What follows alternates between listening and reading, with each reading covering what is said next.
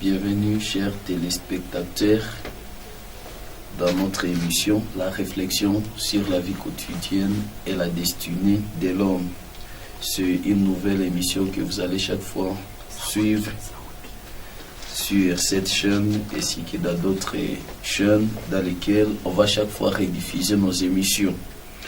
En sa présentation, je suis Ushindi Senkor, disciple du pasteur Joseph Chipite, les pèlerins sans frontières. Eh bien, pour aujourd'hui, nous allons essayer de décortiquer les différents concepts pour comprendre vraiment l'émission. Qu'est-ce que nous allons chaque fois traiter au sein de cette émission? Lorsque nous lisons la réflexion sur la vie quotidienne et la destinée de l'homme, qu'est-ce que cela signifie? Et pour mieux comprendre ces différents concepts, nous allons essayer de définir la réflexion, c'est quoi? La vie, c'est quoi? Les quotidiens, c'est quoi? Qu'est-ce que la destinée? Et enfin, qu'est-ce que l'homme? Voilà les différents points que nous allons essayer de décortiquer dans notre émission d'aujourd'hui. Et après la compréhension sommaire de ces 5 grands points, nous serons vraiment introduits dans une série d'émissions que vous allez chaque fois suivre en même heure et dans des réseaux sociaux pour comprendre qu'est-ce que la vie quotidienne ainsi que la destinée de l'homme.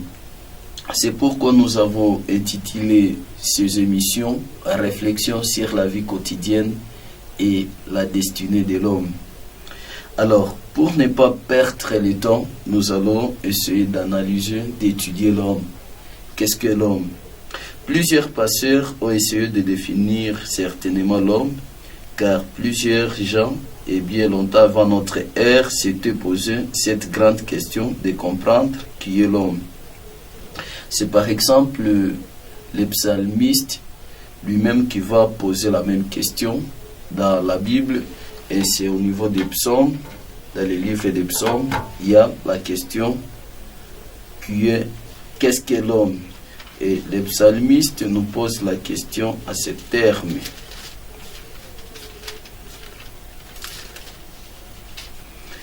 Dans le livre des psaumes, c'est le 8e chapitre, le 5e verset, nous allons lire dans cette version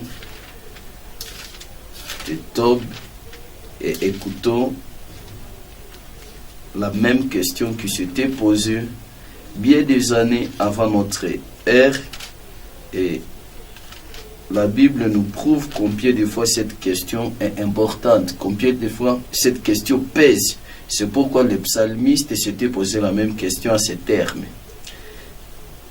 Qu'est-ce que donc l'homme pour que tu passes à lui? L'être humain pour que tu t'en soucies. Le psalmiste pose une question comme conclusion. Qu'est-ce que donc l'homme?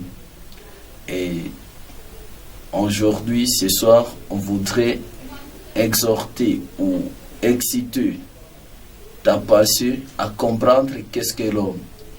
Effectivement, c'est un terme courant où vous allez écouter les gens dire que non, nous les hommes, nous sommes ceci, nous sommes pareils, nous sommes cela. Mais qu'est-ce que l'homme réellement? Qui est l'homme? Voilà une des grandes personnalités bibliques qui s'était aussi posé la même question. Qu'est-ce que l'homme? Alors, en poursuivant, dans notre étude, aujourd'hui, nous allons étudier qu'est-ce que l'homme. La science a défini l'homme comme un être, mâle ou femelle, appartenant au règne animal. C'est-à-dire, d'après la science, l'homme, c'est une catégorie des animaux. Il y a plusieurs variétés, il y a plusieurs catégories. Alors, l'homme fait partie de ces différentes catégories. C'est une de ces différentes catégories. C'est-à-dire pour un scientifique, lorsqu'il trouve un homme, lorsqu'il rencontre une personne comme Ushindi Senkor, comme toi là, comme lui, il s'est dit que voilà, un animal. C'est pareil à à l'idée qui nous vient lorsque tu vois une chèvre, une vache, je ne sais pas, un chien, et une cobaye, quoi. L'homme, d'après la science, ne diffère en rien de l'animal. L'homme fait partie du règne animal. Toutefois, la Bible va encore au-delà de cela. C'est ce que nous retrouvons dans le récit de la création, dans Genèse 1er, le 26e verset jusqu'au 28e verset. Et là, la Bible nous donne la vraie définition, la vraie signification de l'homme. Alors, qu'est-ce que l'homme? Dans Genèse, juste à la création, la Bible nous dit ce qui suit. Genèse 1er, c'est en Genèse 1er, le 26e verset qui nous dit ce qui suit. Dieu dit, faisons l'homme à notre image, selon notre ressemblance, et qu'il soumette les poissons de la mer, les oiseaux du ciel, les bestons, toute la terre et toutes les petites bêtes qui remuent sur la terre. Dieu créa l'homme à son image. À l'image de Dieu, il les créa. Mâle et femelle, il les créa. Dieu les bénit et Dieu leur dit, soyez féconds, prolifiquez, remplissez la terre et dominez-la. Soumettez les poissons de la mer, les oiseaux du ciel et toute bête qui remuent sur la terre. La compréhension superficielle même de ces passages nous apprend la vraie définition et la courte définition de l'homme. Qu'est-ce que l'homme? La Bible nous répond en disant que non. Lors de la création, Dieu dit, faisons l'homme à notre image. Et Dieu créa à l'image de Dieu l'homme, mâle et femelle. C'est-à-dire, de par ce passage, nous comprenons que l'homme est une créature imagée de Dieu. C'est-à-dire, lorsque je vois une personne, lorsque je vois une maman, je vois un papa, je m'imagine directement un concepteur là, qui a créé, créateur, qui a façonné l'homme à son image. C'est-à-dire, l'homme est le reflet, soit l'image de Dieu lui-même. Alors, vu que nous avons dit que la science définit l'homme étant comme un être mâle ou femelle appartenant au règne animal, en lisant la Bible, vous vous rendrez compte que la science n'a pas totalement tort. Puisque en lisant la Bible, vous allez comprendre avec le livre de l'Ecclésiaste ce que la science était en train de dire, que cela ne s'écarte pas totalement de ce que la Bible enseigne ou de ce que la Bible prêche. Dans le livre d'Ecclésiaste, chapitre 3, c'est le 18e verset, la Bible nous dit, l'Ecclésiaste nous dit ce qui suit. Je me suis dit à moi-même, au sujet des fils d'Adam, que Dieu veut les éprouver, alors on verra qu'en eux-mêmes, ils ne sont que des bêtes. Je vais prendre la version Louis II pour essayer d'élargir la compréhension. La Bible nous dit ce qui suit dans cette version Louis II.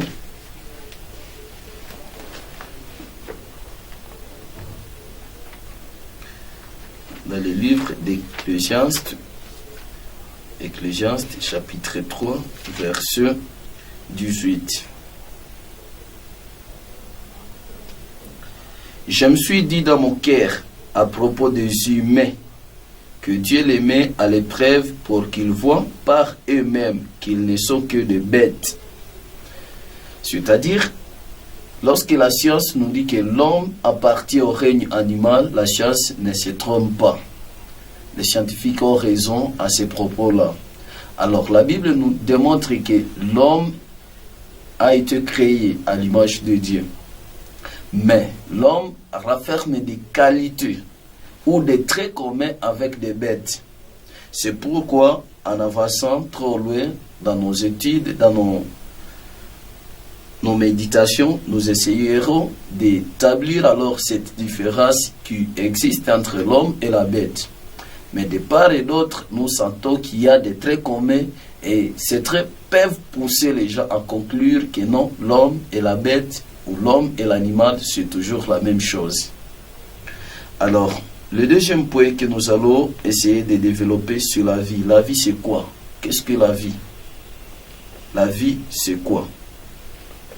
Nous allons essayer de prendre un autre passage qui va essayer de nous expliciter qu'est-ce que la vie. Dans Psaume chapitre 39, et nous allons commencer au 5e verset. Écoutons ce que l'Ecclésiaste nous dit. Psaume 39, 5e verset, la Bible nous dit ce qui suit. Éternel, fais-moi connaître qu'à finira ma vie. Quel est le nombre de mes jours, afin que je sache combien je suis paix des choses. Voici, tu as donné à mes jours la largeur de la main, et ma vie est comme un rier devant toi. Oui, même vigoureux, l'homme n'est que souffle. Oui, l'homme va et vient comme une ombre, il s'agite, mais c'est pour du vent. Et il amasse des richesses et il ignore qui les recevra. Par ce passage, nous comprenons une vérité ou une réalité, ce que la Bible nous montre que la vie de l'homme est une certaine période qui commence quelque part et qui finit quelque part. C'est pourquoi le psalmiste nous dit que non, Éternel, fais-moi comprendre qu'à finira ma vie. Quel est le terme de ma vie? C'est-à-dire, la vie, c'est une période. C'est une chose qui a un début et une fin. Alors, par cette même définition, vous serez avec moi d'accord que la science aussi reconnaît la même chose. Et dans la science, on va définir la vie étant la période qui commence de la conception, c'est-à-dire dans le sein maternel, et qui va jusqu'à la mort. Et c'est cet intervalle-là, c'est cette période-là que l'on appelle la vie chez les hommes. Eh bien, dans la Bible, nous retrouvons que la Bible nous montre aussi que la vie est une période qui commence quelque part et qui prend fin quelque part. C'est pourquoi, lorsque nous disons réflexion sur la vie quotidienne et sur la destinée de l'homme, c'est-à-dire, comme nous venons de comprendre d'abord, l'homme, qui est-il, ainsi que la vie, c'est quoi? Il nous faut aborder aussi la réflexion, ainsi que le quotidien et la destinée. Et en poursuivant avec nos émissions, nous espérons que vous comprendrez mieux pourquoi nous avons choisi ces noms. Réflexion sur la vie quotidienne et la destinée de l'homme. Nous venons de dire que la vie est une certaine période qui commence quelque part et qui s'arrête quelque part. Alors, qu'est-ce que la réflexion? La réflexion se définit comme un temps, une action de réfléchir, c'est-à-dire la capacité d'arrêter ses pensées ou de se concentrer sur une chose, méditer au-dessus de cette chose pour comprendre ces différents détails. Voilà ce qu'est la réflexion. Alors, lorsque nous disons réflexion sur la vie, c'est-à-dire nous voulons examiner la vie, nous voulons étudier la vie, voir tous les détails de la vie. Qu'est-ce que la vie? Comment évolue la vie? Comment commence la vie? Et comment s'achève la vie? Alors, on s'est dit que non, réflexion sur la vie quotidienne et la destinée de l'homme. Alors, qu'est-ce que les quotidiens? Les quotidiens n'est autre chose que la chose habituelle, c'est-à-dire la chose de tous les jours, la chose présente. Alors, notre émission va se donner vraiment la peine d'étudier les détails de la vie quotidienne, c'est-à-dire de cette période qui commence de la conception jusqu'à la mort, et comment la vie est en train d'évoluer actuellement dans le quotidien, dans le maintenant, dans le présent que nous sommes en train de vivre. Et la destinée ne veut dire autre chose que l'avenir, c'est-à-dire la finalité, le futur ou la conclusion d'une chose. Chers téléspectateurs et chers auditeurs, vous qui nous suivez au travers différentes chaînes de radio et tous ceux qui nous suivent au travers les différents réseaux sociaux, nous vous promettons qu'avec cette émission, nous allons essayer de développer notre capacité intellectuelle, nous allons essayer de réfléchir plus loin, que nous ne gaspillons pas seulement notre vie sans connaître pourquoi la vie, qu'est-ce que la vie, où a commencé la vie et où va la vie.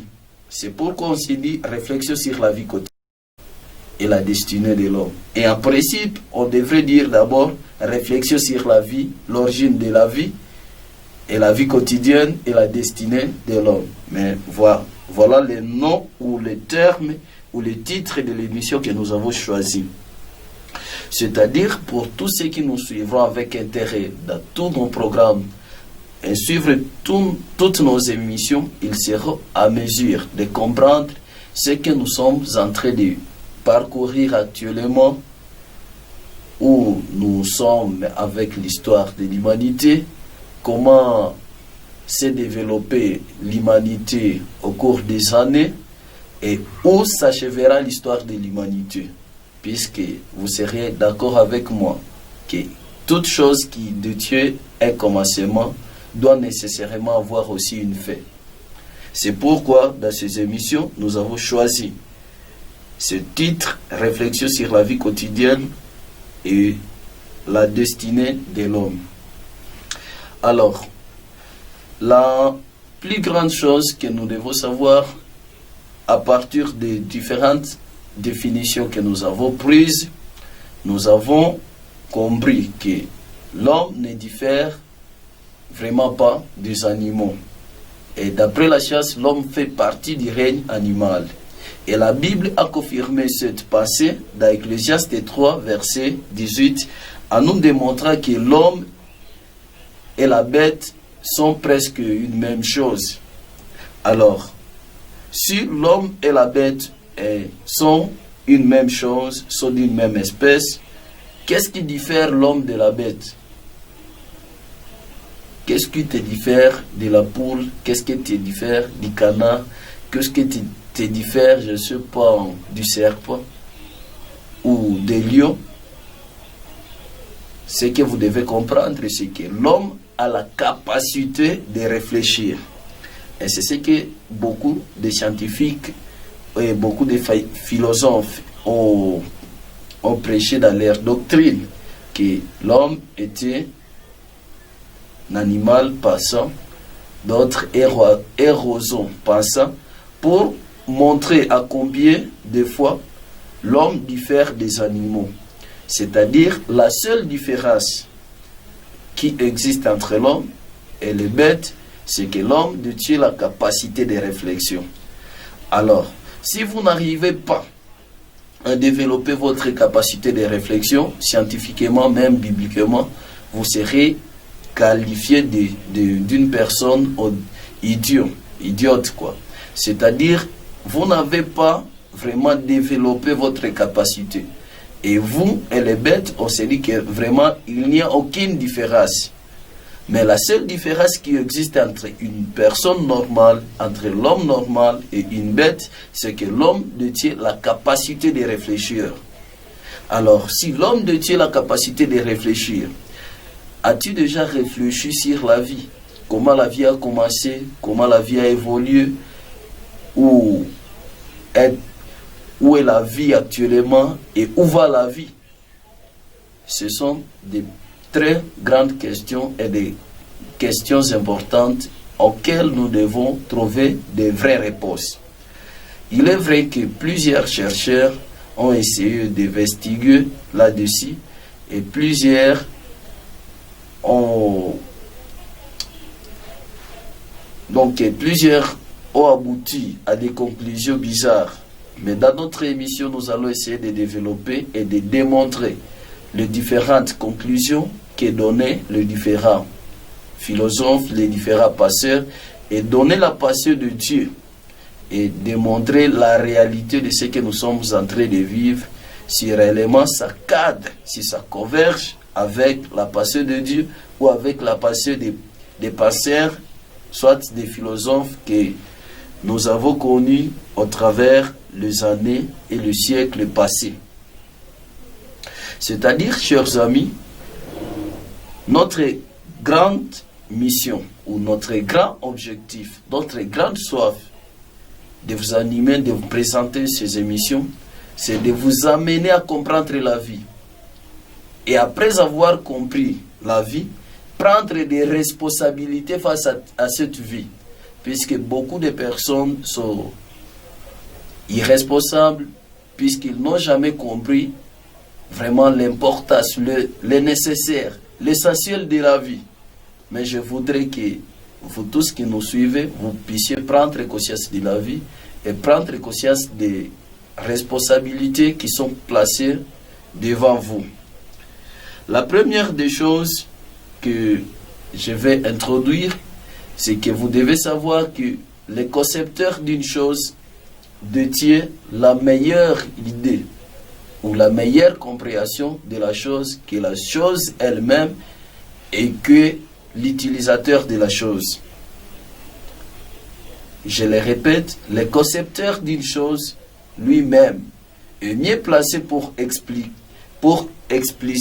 expliciter ou expliquer son invention.